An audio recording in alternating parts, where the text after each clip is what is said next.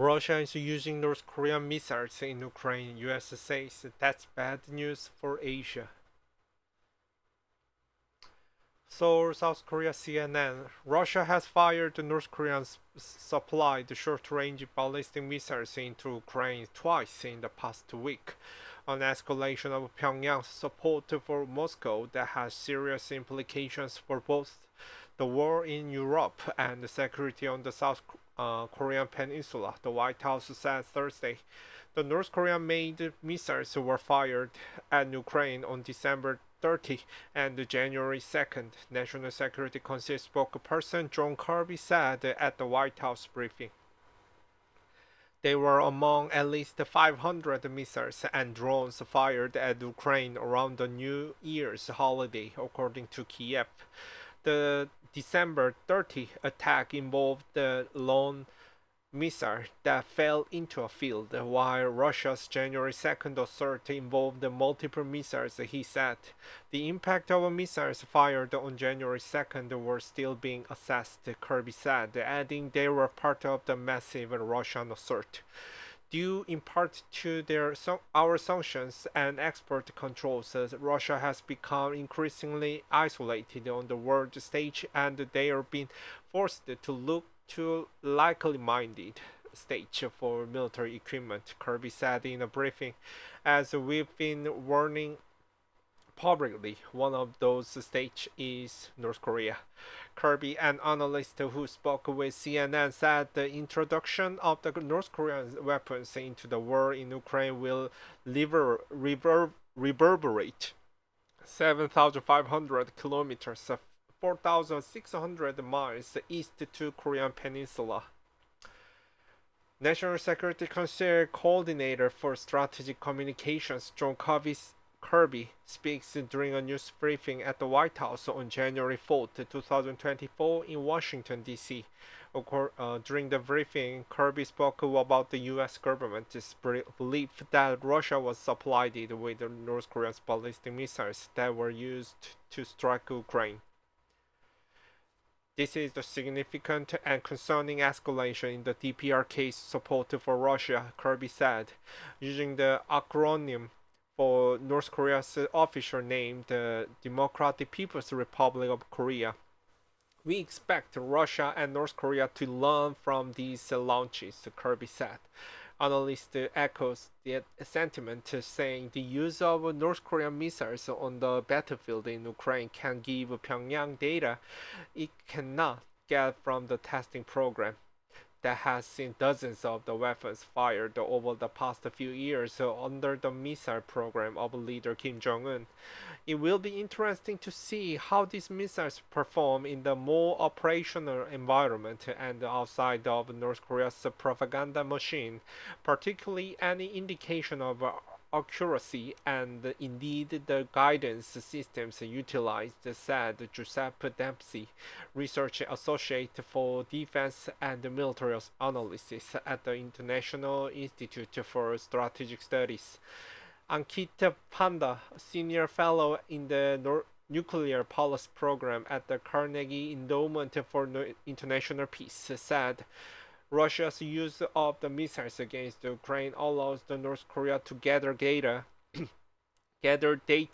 on how they penetrated defenses similar to those South Korea and the United States might field on the Korean Peninsula. In technical terms, I suspect the North Koreans will be quite interested in how their missiles fare against the Western missile defense systems, he said. Speaking at the White House, Kirby said the consequences for South Korea and the region go beyond Pyongyang's ability to refine its missile programs.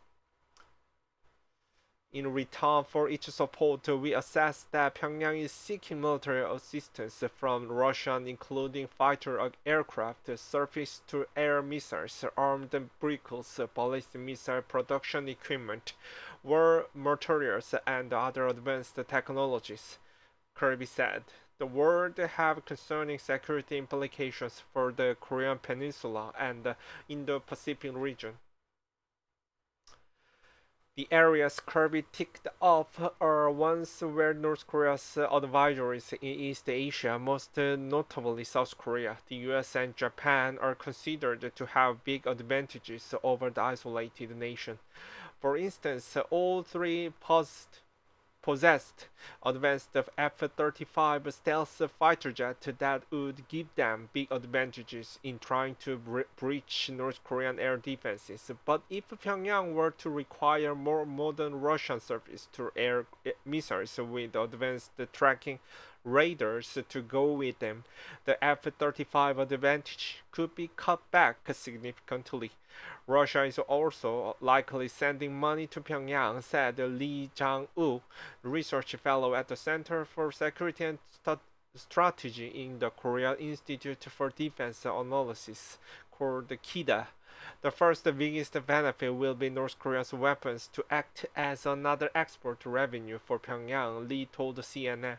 And this revenue can be another monetary support to mass create more nuclear weapons, Lee said. Meanwhile, the Kirby and the analysts say Russia is likely seeing immediate benefits from any influx of North Korean armament. The North Korean SRBMs are unlikely to provide an qualitative edge over anything already in the Russian inventory. Instead, the main benefit being quantitative by boosting Russia's deflating missile stocks and providing an additional supply line, Dempsey said. The North Korean missiles will allow Russia to continue deep strikes without drawing down its own stocks of missiles, Panda said. The North Korean missiles have a range of up to 900 kilometers, about 550 miles, Kirby said, allowing them to be fired deeper in Russian territory, where Moscow's air defenses can keep launchers better protected from Ukrainian counterstrike. And the North Korean supply has another advantage for Moscow, Panda said.